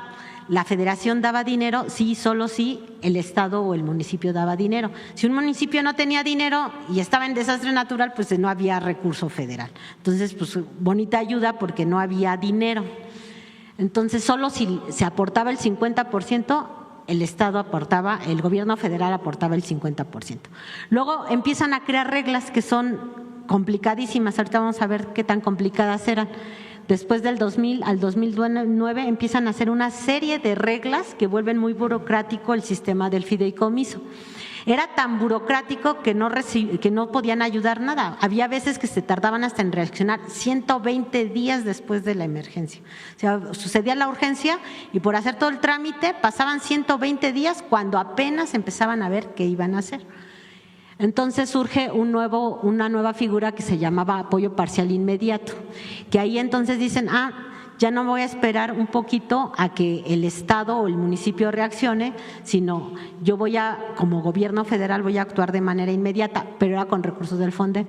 Entonces, como otra vez el fideicomiso sigue siendo oscuro, de más opaco, y con la actuación inmediata, aquí se destapa muchísimo, y ahorita lo vamos más adelante, el presupuesto, ¿no? O sea, los desastres llevaban un ritmo y de repente pum, se libera muchísimo. Es entre que reaccionan un poquito más rápido, pero también se aprovechan mucho de la figura para sacar cada vez más dinero. En 2010 cambian la regla y ya dicen que ya puede aportar el gobierno federal la mitad sin necesidad de que sea el estado y el municipio. Y aquí en el 2021 pues ya desaparece la figura de Fonden. La siguiente, por favor. Este es un flujo de cómo eran las reglas de operación del Fonden antes que desaparecieran. Miren, se tardaba nada más 3 días en que el municipio o el estado presentara la solicitud de declaratoria de desastre, porque primero tenía que haber una declaratoria en diario oficial, si no, no se podía gastar el dinero. Pero pues, si el municipio estaba, como en estas ocasiones, inundado, pues a qué hora metía la declaratoria de desastre. 3 días fue lo que se llevó el gobierno federal en este evento, por ejemplo, en liberar ya todas las carreteras federales después del evento. Sucedió el evento y en 3 días ya habían concluido toda la liberación de las carreteras federales. Y aquí apenas estaban metiendo la solicitud de declaratoria de desastre. 3 días más en lo que Gobernación lo turnaba y lo pasaba a revisar el dictamen. Luego otro día más en convocar a un comité que decía si el dictamen pasaba o no pasaba. Y luego 10 días para que un comité se reuniera para hacer una evaluación de los daños técnicos y poder determinar un presupuesto. Ahorita donde estamos todavía ni siquiera… Fines de semana no, porque eran días hábiles. O sea, ahorita donde estamos ni siquiera ha concluido este proceso. Y ya la Secretaría de Bienestar acaba de decir que ya están presentando los apoyos económicos y todavía no hubiéramos terminado ni siquiera este proceso. Y así nos podemos ir. Y nada más siendo el periodo más corto que estaba marcando el procedimiento nos llevaría 42 días hábiles en llegar a la aprobación. Después de aquí lo que seguía era un plan de ejecución. Y después del plan de ejecución ya se empezaba a gastar el dinero. Entonces, lo más rápido que lo gastaban era, si bien nos iba, 3 meses. Y mientras, pues la ayuda no llegaba, ¿no? Entonces, esto era completamente inoperante, inhábil y además oscuro. La siguiente, por favor. Pues, ¿qué pasó con el tiempo? Pues todo el mundo dijo, pues el Fonden no funciona. No llegan los tiempos. Hay un dictamen incluso de la Auditoría Superior de la Federación de 2017 que dice el Fonden es ineficaz, ineficiente, tiene altos costos, es más reactivo que preventivo, tiene un exceso de burocracia y una falta de coordinación, es opaco y tiene múltiples actos de corrupción y no se garantiza una atención al ciudadano. También hay que decir que en esta época los apoyos todos eran para liberar lo que son servicios públicos y bienes públicos. No había apoyos a la población. Hay un intento que ahorita lo vamos a ver de qué tan mal les funcionó, pero prácticamente el recurso se destinaba a puros bienes y servicios públicos. Y la ayuda que le lleva directamente a las personas era nula. La siguiente, por favor. Aquí vamos a ver el presupuesto, son millones de pesos nominales. Y aquí, este es el 2010, aquí es cuando aparece el fideicomiso. Vemos cómo se sube el dinero pero no cambia la manera de atender los desastres ni las urgencias. Y luego vemos aquí como atípico que en el año electoral de 2018, en la época de Peña Nieto, del presidente Peña Nieto, hay un exceso que está muy fuera de todo el rango de todo el histórico. Y aquí empieza la administración del presidente López Obrador y el de 2025 ya de la presidenta Claudia. Aquí vemos que hay un gasto más moderado y ahorita aparte que se reacciona con más tiempo y además se ayuda más, porque no solo se resuelve el problema de los bienes y servicios públicos, sino eso también incluye toda la ayuda de la gente que se les ha estado dando, desde despensas, enseres, etcétera, ¿no? Las becas, las reconstrucciones. La siguiente, por favor. Aquí, a continuación, en el 2018, que es el pico más grande, lo que observamos, hay declaratorias de desastre, digamos, ordinarias y extraordinarias. Las extraordinarias son aquellas donde el gobierno federal soltaba dinero sin necesidad que el Estado y el municipio lo soltaran. Si vemos en todos la parte que piden el paripasu famoso, es la mayoría. Salvo en 2018, que viene muchas declaratorias extraordinarias, que es decisión propia de la Secretaría de Gobernación, y en esas se concentran 427 millones asignados a olas de calor. O sea, uno de los gastos más grandes es por olas de calor. Sí hay deshidratación, pero no tenemos el problema de la infraestructura, etcétera, de otro tipo de obra que quiere más gasto, pero es lo que se lleva. Entonces, si nosotros, ahora sí, la siguiente, por favor. Aquí les vamos a dar unos ejemplos nada más de cada administración, porque cada que había un evento había casi faltantes siempre por lo menos de unos 500 millones de pesos. O sea, no bajaban de 500 millones, cada evento tenía problemas de acreditación de recursos.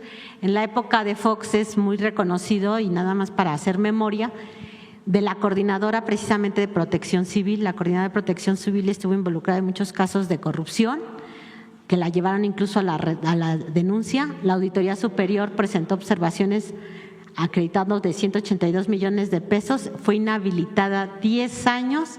También hubo reportes del órgano interno de control, que ahí cubrieron a la coordinadora porque dejaron sin efectos algunas cuestiones, pero lo que sí está documentado en todas las cuentas públicas es que en esa época, y a partir de que empieza el Fonden, el fideicomiso, se empiezan a observar sobreprecios de hasta 375% en las compras. Entonces, a partir del Fonden se empieza a ver todo esto, y esto lo pueden revisar en las cuentas de la Auditoría Superior de la Federación. La siguiente, por favor. En época de Calderón tenemos el caso, por ejemplo, de las inundaciones de Veracruz con el CARD y con el Matthew. En ese entonces, pues el gobernador era Granier en Veracruz. Perdón, es Granier de Tabasco. Duarte. Este era Duarte, es la época de Duarte. En enero de 2011,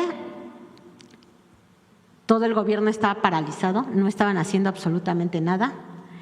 No quería hacer nada Duarte hasta que le dieran dinero, pidió una línea de crédito de 4,700 millones de pesos. El Fonden autoriza para Veracruz 7,411, se tardaron muchísimo, si ustedes se acuerdan, en reaccionar y responder, y al final del día el gobierno de Veracruz devolvió 537 millones sin usarlos, y eso adicional a todo lo que no pudo comprobar. Entonces fue muchísimo dinero, y este dinero todo, obviamente todos se recuerdan, todo este dinero desapareció. La siguiente, por favor. Ahora sí viene la de Tabasco, cuando fue el gobernador Andrés Granier, también igual, cuando le dan el dinero, en lugar de atender la emergencia, paga su déficit fiscal, 215 millones de pesos. La Auditoría Superior detectó que cada que le daban dinero para atender la contingencia, pagaba otra cosa y hasta después, si él iba sobrando dinero de su presupuesto, entonces se lo destinaba a la emergencia. Pero primero estuvo pagando incluso gastos corrientes de su gobierno, como telefonía, vales de limpieza, consultorías incluso, ya teniendo el dinero, porque como venía del fideicomiso y no se factura igual, digamos, como el presupuesto, no tiene la misma transparencia que el presupuesto, pues se lo llevaba primero a otros lados. Hubo dinero que varias dependencias no regresaron, y en 2013 finalmente Granier fue detenido por peculado y evasión fiscal. La siguiente, por favor. En el de Peña Nieto tenemos, por ejemplo, el caso del Ingrid y Manuel, los huracanes. Este fue patético porque fue muy burocrático. Bueno, este sexenio fue muy burocrático. Aquí, por ejemplo, para resolver esto, se instalaron 29 comités de daños y 29 declaratorias para atender 361 municipios. Se la pasaban más tiempo haciendo los comités con el flujo que vimos al principio que atendiendo la contingencia. Luego, aquí se observan lo que les decía, si hasta 119 días, 120 días para atender nada más el inicio de las obras. Decíamos ahorita que en este caso, en los 3 primeros días, ya la Secretaría de Comunicaciones, de Infraestructura y Comunicaciones y Transportes ya había habilitado toda la red federal, y aquí nada más se tardaron 119 días para empezar. Hubo todos los sobreejercicios en su momento de SEDATU, luego se contrataron 445 millones de pesos, que solo se les habían autorizado 120, también obviamente no se podía comprobar, no estaba debidamente comprobado. Con agua tardó 161 días, ya que había pasado todo, ya la empiezan tarde, ya no hay ni siquiera emergencia. Y luego todavía que lo gastan, tardaron 160 días en comprobar en qué lo gastaron.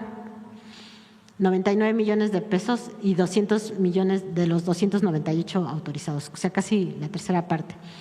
En 2017 se conoce que fue SEDATU, se sancionó a funcionarios de SEDATU, y luego también en programa Plan Nuevo Guerrero contempló un presupuesto de 40,000 millones de pesos, de los cuales el Fonden aportó 12,000, y eso, si se recuerdan que en medios fue muy connotado porque de los 43 fraccionamientos para reubicar 10,000 familias, 30 se encontraban deshabilitados y los restantes presentaban fallas estructurales. Esta es una foto de las zonas que se crearon y que se tuvieron que destruir porque la estructura estaba mal hecha, entonces ponía en riesgo la vida de las personas. Entonces se gastaron todo esto y luego lo tuvieron que volver a demoler. La siguiente, por favor. En los sismos, que observamos también lo mismo, se emitieron 18 declaratorias, 11 de desastre, 7 de emergencia. Tuvieron demoras de 20 días destinando 19,000 millones de pesos. Prácticamente el 93% todo vino del Fonden. SEDATU invirtió en 168,000 viviendas afectadas, pero solo revisó el 35%. O sea, dicen que gastaron todo, pero a la hora de comprobar, dicen, pues yo nada más realicé la supervisión del 35%, la tercera parte. Hubo documentados que no acreditaron pagos de alrededor de 90 millones, hubo pagos irregulares que no se justificaban. Luego también se usaban recursos del Fonden cuando había seguros institucionales, estamos obligados a comprar seguros. En Morelos el Fonden se usó el Fonden en lugar del seguro tecnológico y no se cobró el seguro. También en salud se detectaron inconsistencias graves, de 132 unidades médicas afectadas solo se reconstruyeron 28, o sea, muy poquitas, el 20%. Después aquí, ese ya no fue recurso público, pero en su momento pues se efectuaron fideicomisos y donaciones por 5,000 millones de pesos también, que nunca se transparentó.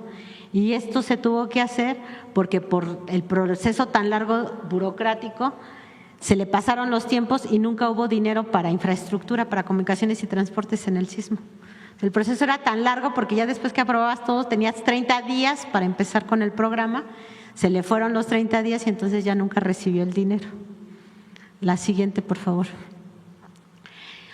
Ya en la época del presidente López Obrador, a diferencia de otras administraciones, va apoyo directo a la población, además de que se actúa más rápido. En el huracán Otis se atendieron más de 300,000 personas, en el John más de 140,000, en el Eric casi 60,000. Con inversiones, o sea, se hizo muchísimo más rápido, con menos dinero y además con ayuda directa a la gente. La siguiente, por favor. Ya es la última. Un poco de información. Bueno, vamos a las preguntas. A ver la acá.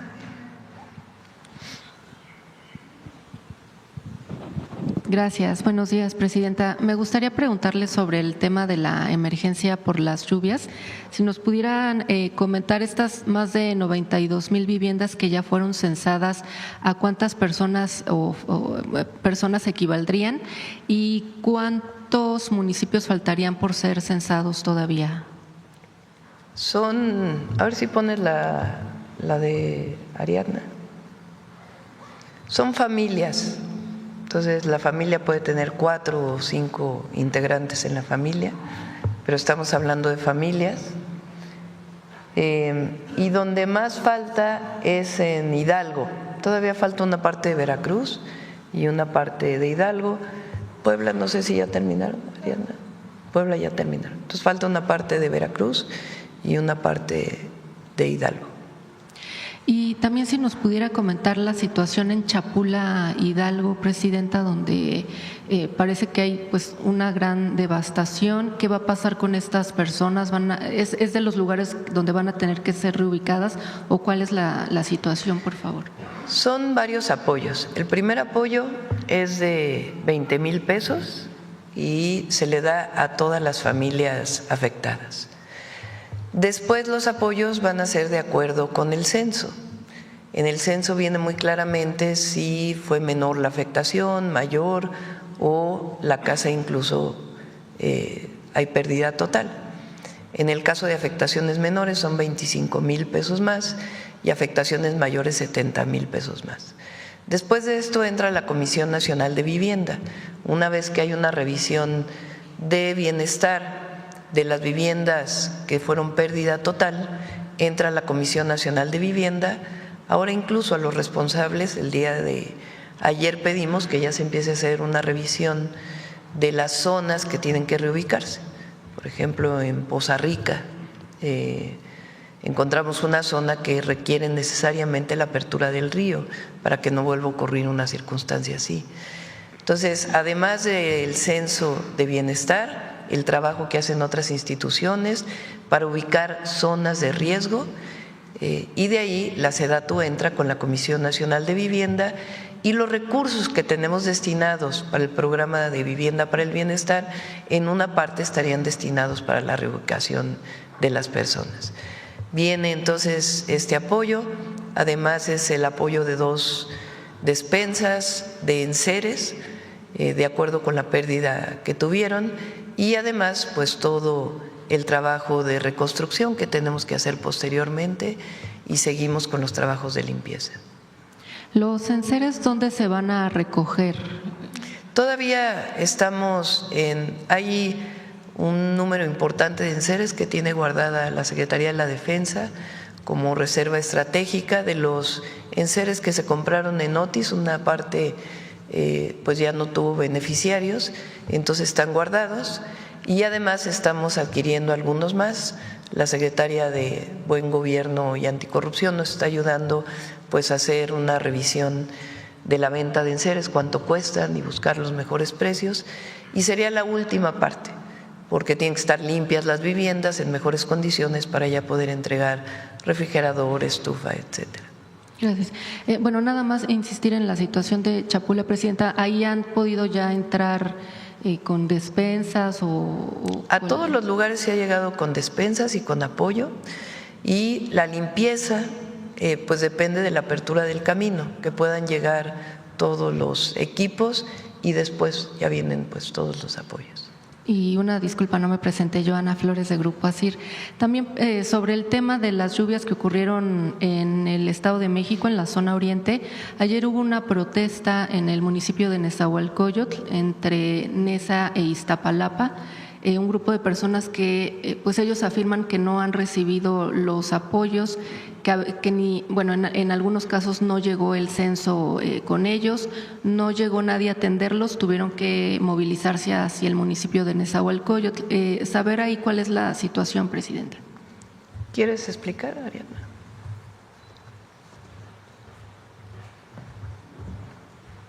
Gracias. Efectivamente, con la inundación que vivió Ciudad Nezahualcóyotl, estuvimos participando e hicimos un censo de aproximadamente 8,000 viviendas afectadas. Se les entregaron 8,500 pesos iniciales para la limpieza de las viviendas y se les entregaron un segundo pago de 8,500 pesos. Y lo concluimos justo el día que aconteció las lluvias severas para estos 5 estados que ahora estamos atendiendo. De cualquier manera, se pueden acercar a la oficina de bienestar ahí en el municipio. Ahora doy instrucciones para que se revise en su caso. Solo sí hacer el llamado de que este apoyo es para las viviendas. A veces las familias viven más de una familia, pero si es una vivienda se entrega un apoyo. ¿Cómo determinamos que es una vivienda o que son dos? Porque tienen baño independiente, cocina independiente o medidor de luz independiente. Es así como lo determina el INEGI para que cuando en un solo predio hay más de una vivienda se determine el número. Entonces, eventualmente pasan estas cosas, pero con mucho gusto los atendemos en las oficinas de allá del municipio de Nezahualcóyotl. Muchas gracias, secretaria. Gracias. Y finalmente, de mi parte, Presidenta, me gustaría preguntarle sobre este anuncio que hizo ayer el presidente de Estados Unidos, Donald Trump, decía cancelar las negociaciones comerciales con Canadá. Preguntarle si esto afecta estas revisiones que están haciendo del Tratado de Libre Comercio, el Tratado Comercial, de México, cómo pudiera afectar a nuestro país. Bueno, vamos a esperar. Ayer hizo creo que fueron 3 publicaciones que hizo en su red social y bueno, vamos a esperar a cómo avanza la relación con Canadá. En el caso de México, vamos muy adelantados. El secretario de Economía va la próxima semana a la PEC. Ahí va a tener reuniones todavía con la administración del presidente Trump para cerrar algunos acuerdos que todavía nos falta, pero vamos muy bien en el avance de las revisiones que ellos plantearon de algunos puntos que ellos consideran que son barreras al tratado comercial.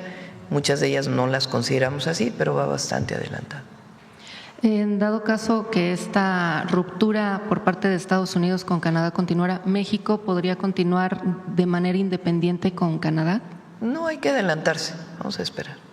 Muchas gracias. Sí. Acá. Gracias, Presidenta. Si me permite hacerle una pregunta a la secretaria, ¿sí? Varias preguntas a la secretaria Raquel Buenrostro en torno a esto de los ventiladores.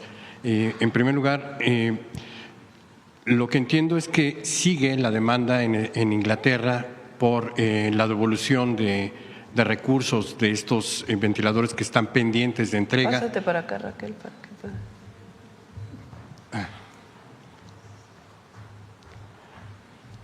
Secretaria, ¿cómo está? Jorge Chaparro de Mega Noticias. Entiendo que está pendiente esta resolución judicial en torno a la demanda presentada por México contra la empresa inglesa. Sin embargo, en la página de la Auditoría Superior de la Federación, la cuenta del INSABI aparece en ceros, absolutamente en ceros. Ya no tiene que rectificar nada. Me llama mucho la atención porque pareciera que para la Auditoría Superior de la Federación es caso concluido el INSABI. De acuerdo con el decreto presidencial de la extinción de este organismo, tendría que pasar al IMSS Bienestar. todas las responsabilidades y los recursos materiales y humanos que tenía el INSABI como institución. Para la Secretaría de Anticorrupción y Buen Gobierno también es caso cerrado el INSABI, porque había cerca de, yo tenía cifra de 7,300 millones, pero son 7,880 millones que todavía estaban observados o habían dado paso a una nueva situación. Lo de los ventiladores va incluido en ello, pero falta muchísimo dinero que no se ha comprobado por parte del INSABI y que ahora es responsabilidad del IMSS Bienestar. La pregunta es, ¿para ustedes también es caso cerrado ya? A ver, son diferentes cosas. Primero, que desaparezca una institución, siempre que hay una institución, como comentábamos ahorita que desapareció el INAI, hay una entrega-recepción. Entonces el INSABI transfiere todos sus derechos y obligaciones, digamos, a el IMSS Bienestar. Entonces todo lo que estaba vivo en el INSABI que estaba pendiente sigue en el IMSS Bienestar y se le da seguimiento. De hecho, en el caso concreto de los ventiladores les comentaba que el que está ahorita viendo la demanda es el IMSS Bienestar. Entonces todo lo que esté pendiente se sigue trabajando y se sigue avanzando en los procesos de investigación. En el caso de los ventiladores, digamos, tiene dos particularidades. Hay una parte como administrativa, que es la que revisa la Auditoría Superior de la Federación, y la demanda es de carácter mercantil. Sí, me explico, porque fue un contrato que no se hizo bajo la ley de adquisiciones porque fue en jurisdicción inglesa. Sí está pendiente la justificación del recurso, está la observación abierta, y para atender esa observación, en lo que está diciendo, nosotros no desviamos el recurso, fue un incumplimiento, hubo un engaño, así se llama en las leyes inglesas, hay un engaño por parte del vendedor, me dijo que me lo iba a entregar, yo actué de buena fe y él no me entregó, y se está acreditando el engaño. Entonces, continúa, el responsable de llevar el juicio es el IMSS Bienestar y se va a seguir atendiendo, así como todos los demás casos.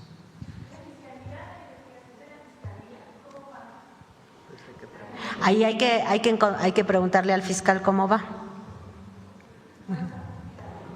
No. O sea, nosotros vamos cada que nos piden ir a audiencia, ¿no? Al jurídico del IMSS Bienestar es quien atiende. Si le citan audiencias, si le piden ratificar pruebas, pues las va presentando, pero el proceso de la investigación el que lo sabe es el fiscal. Dada la cantidad de recursos, secretaria, que están todavía en proceso de aclaración y que ya ha pasado todo el tiempo legal, la presidenta nos explicaba el otro día cómo es este procedimiento, ¿podría haber todavía sanciones administrativas o incluso penales contra exfuncionarios del INAI? Sí, depende de cómo avancen todas las investigaciones y en qué resulten, ¿no? Por eso tenemos que ir avanzando y lo que vaya resultando de los procesos. A mi parecer, hay un pequeño vacío, digamos, o un hueco en muchos temas, sobre todo con la gente que es juzgadora. Por ejemplo, en el Poder Judicial, lo que decían de los amparos, podían irse hasta el infinito, las resoluciones y nunca resolver nada. En la Auditoría Superior tampoco tiene plazo para cerrar los casos, que ese es un problema para nosotros. ¿Por qué? Porque los abre, se le acredita y no emite un dictamen, no nos dice si está bien o está mal, y hay cosas que ni están bien ni están mal y no nos avisan y llevan ahí 7, 10 años. Y ahorita pues nosotros estamos tratando de acercarnos, hemos estado trabajando mucho como Secretaría de Anticorrupción y Buen Gobierno en la relación con la Auditoría Superior de la Federación para que todo eso que esté pendiente pues irlo cerrando, porque no puede estar permanentemente abierto por años y además sin decirnos si lo que nosotros estamos entregando está bien o está mal, ¿no? Porque tampoco sabemos si lo estamos haciendo bien o mal. Entonces yo creo que ahí hay que modificar algunos procedimientos también para marcar tiempos de resolución a las autoridades. Sí, precisamente esa era una de las propuestas que quería yo hacer respetuosamente, la revisión de los cierres de estas auditorías, porque al final nos dicen, bueno, pues sí se comprobó, pero no sabemos realmente cómo se hizo esa comprobación, no hay claridad en ese asunto y usted lo acaba de mencionar muy bien. Sí, hay que modificar la ley, yo creo, de fiscalización de la Auditoría Superior de la Federación para marcarle tiempos. y sobre todo de vista al cambio que viene ya en la Auditoría Superior de la Federación, que será en 2026, cuando tengamos que renovar al auditor y pues bueno, habrá que revisar el trabajo de este auditor que ha quedado muy a modo para gobiernos federal y estatales. Hay incluso denuncias en su contra por pues malos manejos o acomodos políticos de un asunto que debiera ser meramente técnico. El auditor David Colmenares ha actuado de manera parcial en muchos casos y probablemente será momento de cambiar esta visión. La pregunta para usted sería, ¿la Secretaría presentará una candidatura a esta posición? No, el nombramiento del auditor superior es del Poder Legislativo. Sí, pero ¿podría presentar usted una candidatura? Es del Poder Legislativo, eso obedece a otro proceso. Aprovechando, secretaria, su presencia acá, si me lo permite, hay una investigación abierta ya por la Fiscalía General de la República sobre contrabando de combustible. Este contrabando de combustible involucra a funcionarios públicos. Preguntarle desde la Secretaría qué es lo que han investigado al respecto, qué avances tienen, ¿hay señalamientos hacia funcionarios públicos? Los temas de huachicol por el tema que implican y de contrabando los trae la Secretaría de Seguridad Pública. Yo creo que es quien tiene que informar de eso. Algunas cosas rebotan, digamos, en procedimientos de servidores públicos, eso se les da el procedimiento que corresponda. Sin embargo, el procedimiento administrativo es un procedimiento menor. Nosotros también creemos que hay que modificar en algún momento la ley de responsabilidades, porque hay delitos que son graves y lo que más se llega es a una inhabilitación, por ejemplo, de 1 año. Tenemos el caso precisamente de un caso de 2020 de contrabando y lo más que se va a alcanzar es 1 año por el tipo de delito y por cómo está la ley. Entonces, la parte administrativa es la menor, digamos, en comparación con lo que se puede hacer a nivel penal. Y esa parte la trae la Secretaría de Seguridad Pública. Y se lo pregunto porque hace un rato mencionó usted del Fonden el caso del exgobernador Granier, que fue acusado de peculado y desvío de recursos y fue a prisión. Pero en esta cuarta transformación que ha acabado con la corrupción no hemos visto a nadie que pague en prisión. Sí, hay como los de Segalmex. Sí, hay hace poquito, bueno, en la comparecencia presentamos y no me acuerdo del número, porque son como 27 funcionarios, exfuncionarios en cárcel del caso, por ejemplo, Segalmex nada más. El puro caso Segalmex son 27. Pero son directores y jefes de área. No, está el que era en su momento el oficial mayor. ¿Y el director de Segalmex, que fue quien firmó los documentos? Lo está revisando la Fiscalía, pero toda la gente que tiene, y hay muchas órdenes de aprehensión además de esa. ¿Sabe si hay algo en contra de Ignacio Valle? Hay que preguntarle al fiscal. Perfecto. Muchísimas gracias. No hay impunidad, porque tu pregunta va en ese sentido. Entonces, con mucha claridad decimos que no hay impunidad frente a cualquier acto de corrupción. Bueno, vamos a abrir ¿Quién más que no haya preguntado recientemente? A ver, vamos por aquí. A ver, la compañera allá atrás.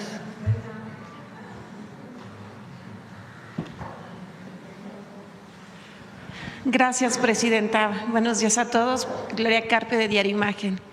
Con estas casas que han sido censadas y de las que faltan, ahora que ya se abrieron los caminos, ¿hasta qué día van a censar las casas que faltan para recibir ese apoyo económico? Se quedan módulos de bienestar y después pues pueden hablar siempre a la línea de teléfono de la Secretaría de Bienestar por si por alguna razón no estaban en su domicilio el día que pasó el censo. Consideramos que esta semana se cierran los censos en los 4 estados donde se están censando, con excepción del municipio de Ilamatlán en Veracruz, y la próxima semana, depende también de la apertura de caminos en Hidalgo, se estaría avanzando muchísimo ya en el estado de Hidalgo. Presidenta, este fin de semana se celebra la Fórmula 1 y se prevé una derrama económica de 21,000 millones de pesos. Entonces, pues es una buena noticia de que se siga creyendo en México para eventos tan importantes. Sí, y la Fórmula 1 en México tiene una característica, que es que los gobiernos no aportan recursos, aportan logística, apoyo, en el caso de la Ciudad de México para vigilancia, tránsito, limpieza del lugar, lo que normalmente se hace. En la época de Peña Nieto y de Mancera se aportaba pues una buena cantidad de recursos para el pago de la inscripción, digamos, a Fórmula 1. Así se hace en la mayoría de los gobiernos, y aquí se llegó a un acuerdo con los organizadores de que fuera un grupo de empresarios quienes pagaran esa inscripción a Fórmula 1, y eso ha continuado. Y sí, es un espectáculo, una actividad que genera pues muchos beneficios económicos para la Ciudad de México sobre todo. Presidenta, hace poco se viralizó una fotografía del ex senador panista Gustavo Madero recibiendo la pensión bienestar, cuando pues han criticado este programa de ese partido. ¿Qué opinión tiene al respecto? No vi la fotografía, pero sí hay mucha hipocresía en muchos de los adversarios del conservadurismo. Critican la pensión, dicen que son una bola de flojos quienes la reciben, y luego van y se forman para recibirla. Entonces, pues sí hay mucha contradicción, ¿no? Y ya por último, había un proyecto hace tiempo de hacer un corredor cultural o un pasaje cultural que fuera de Bellas Artes, el Teatro Blanquita, Garibaldi. ¿Sigue ese proyecto en pie? Sí, hay que recuperarlo con la jefa de gobierno. Hay un terreno ahí en Avenida Hidalgo y Eje Central, que es de Bellas Artes. Ahí la idea era hacer un espacio adicional para Bellas Artes, para los artistas, y antes de salir del gobierno de la ciudad se hizo un acuerdo, ya no recuerdo si nosotros fuimos quienes lo adquirimos o ya fue Martí, para comprar el Blanquita, y sí se adquirió. Es el Blanquita y algunos inmuebles que están aledaños, y la idea en efecto es hacer un corredor cultural por todo Eje Central, que sea Avenida Hidalgo, Eje Central hasta Garibaldi, además pues de la recuperación hacia el norte de esta avenida. Lo vamos a recuperar con Clara. ¿Podrá el Teatro Blanquita abrir sus puertas como teatro? Sí, está en excelentes condiciones, por lo menos hasta donde nosotros nos quedamos. Doña Blanquita lo cuidó muchísimo. Blanquita, ¿no? ¿Cómo se llama la señora? Sí, doña Blanquita, sí. Sí. ¿Y el cine ópera? Ese tiene más problemas jurídicos, legales, pero sí qué bueno que lo recuerdas, porque hay que dedicarnos a recuperar ese corredor cultural de la Ciudad de México, muy importante. Muchas gracias. Gracias. Vamos, ¿quién más? A ver aquí la compañera. Vamos a acabar temprano hoy. Gracias, presidenta. Karen Ballesteros, de Canal 11. Primero preguntarle, ayer en su recorrido en Poza Rica, Veracruz, se hablaba de la construcción de un muro de contención en el río Cazones. ¿Nos podría detallar más esta propuesta, por favor? Sí, tenemos que hacer un estudio. Lo consulté con el director de Conagua, me mostró unas imágenes. El río Cazones tiene un ancho, digamos, muy importante en ciertas zonas, y luego se reduce al paso ahí en Poza Rica, y hay muchas viviendas que quedan justamente en el lugar en donde hay un estrechamiento del cauce del río.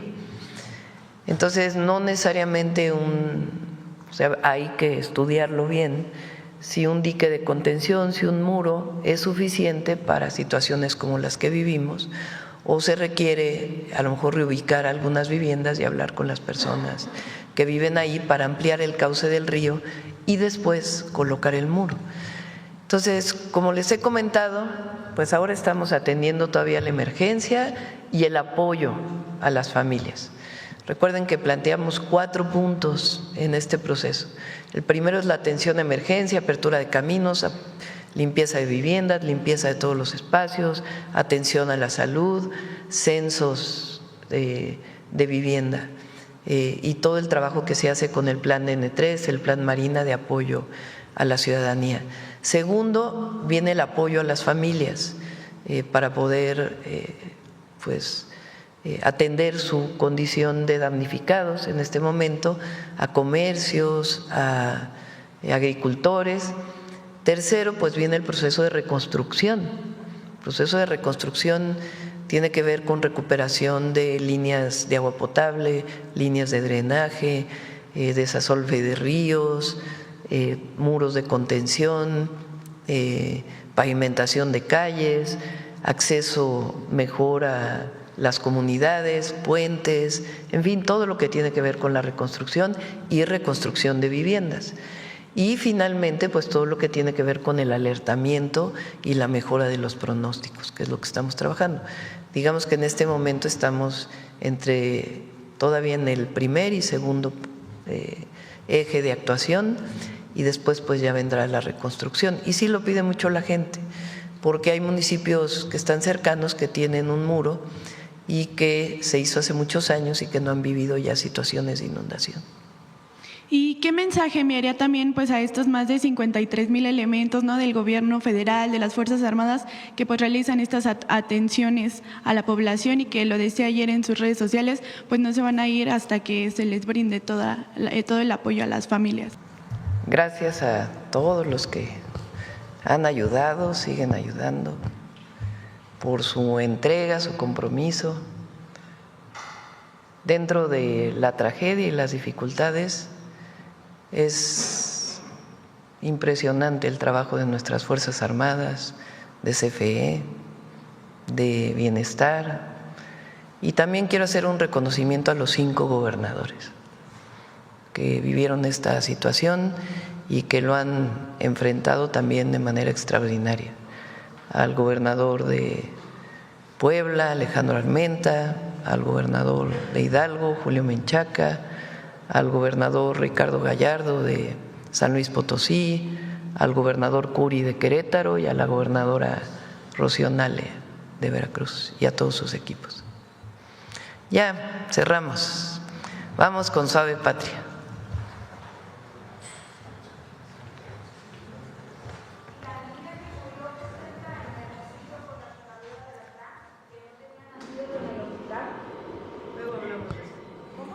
Con su permiso, Presidenta. Jadijü, Presidenta, la saludo con mucho entusiasmo. Los pueblos ñañú y un servidor. Jadijü a todas, a todos. Jadijü desde Palacio Nacional. Les acabo de saludar en ñañú, la lengua otomí como muchos lo conocen, una variante que se habla en el estado de Querétaro.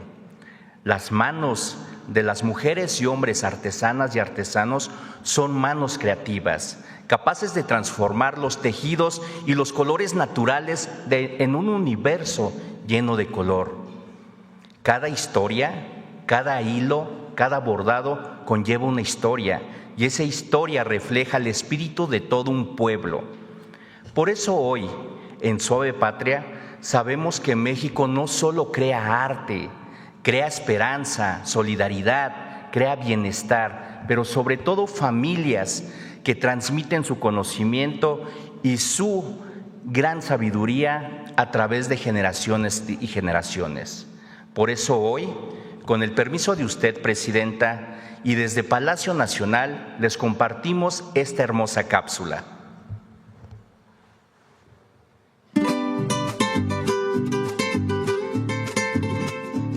La muñeca Lele, que significa bebé en otomí, es una creación artesanal que ha trascendido en el tiempo y en sus hilos se entretejen miles de historias familiares. Originaria de Amealco, Querétaro, Lele fue nombrada Patrimonio Cultural del Estado de Querétaro en 2018. Llevar ahora la tradición de lo que es de mi abuelita, mi mamá, pues es un motivo, pues igual feliz porque pues llevo lo que es toda la tradición de mi mamá y ahora de mi abuelita. Para mí este trabajo nadie me detuvo y hasta ahorita estoy levantada, estoy en pie porque me siento orgullosa, me siento feliz y a esto pues he sacado a mis hijos adelante. Yo me siento muy contenta, feliz, porque no nada más es un trabajo, sino también pasamos una parte del día platicando, diciendo qué es lo que nos falta, qué es lo que tenemos que ponerle a la muñequita, o qué colores hay que escoger. O sea, a mí me siento muy feliz de realizar la muñequita, Lele. Con largas trenzas de colores y corona adornada con lazos multicolores, Lele refleja la riqueza de la cultura y la identidad de sus creadoras. Cuando se lleva una parte de nuestra muñeca, yo me siento, feliz porque pues ya se llevó ahora un pedazo de nuestro corazón, de nuestra felicidad que nosotros hacemos aquí. A mí me da orgullo porque llega una persona y luego empieza como que a enamorarse de mi muñeca. Yo me siento feliz y contenta porque realmente en lo que se enamora de la muñeca, se enamora de nuestra comunidad, de nuestras tradiciones, no nada más es de nuestra muñequita, hasta de una parte de nosotras se está llevando al llevarse una muñequita de nosotras. La muñeca Lele es un símbolo de la cultura otomí que ha conquistado corazones en México y en el mundo con su encanto y originalidad, conectando a las personas con la rica tradición artesanal mexicana.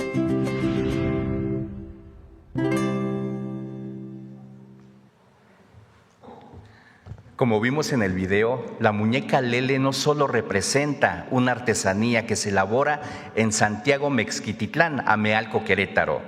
Es toda una obra que lleva puntadas y lleva toda una historia de una familia que lo hace con el corazón. Esta muñeca representa el amor, la familia y sobre todo la soberanía de esta nación. Por eso la muñeca Lele, cuando ustedes la vean, ámenla. ¿Por qué? Porque muchas creadoras de esta muñeca lo hacen con el corazón para todas y todos nosotros.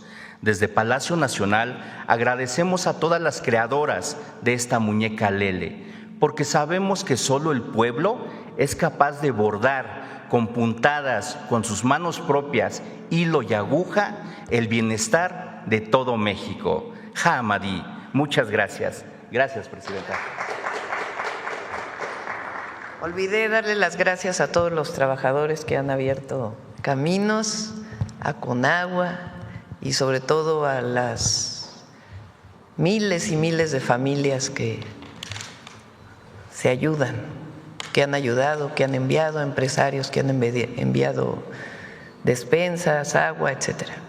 Bueno, cierro con esto. Y Reina, vemos lo del caso de la niña y la situación del fuero para el tema, lo revisamos con gusto. Bueno, ya salió. Este fin de semana ya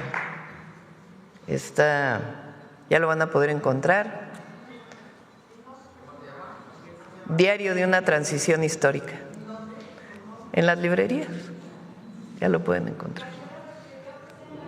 Pues todo fue bastante tiempo porque tenía apuntes durante la transición y después lo entregamos ya finalmente todo corregido a la editorial hace como mes y medio, 2 meses. Ahí está. Gracias.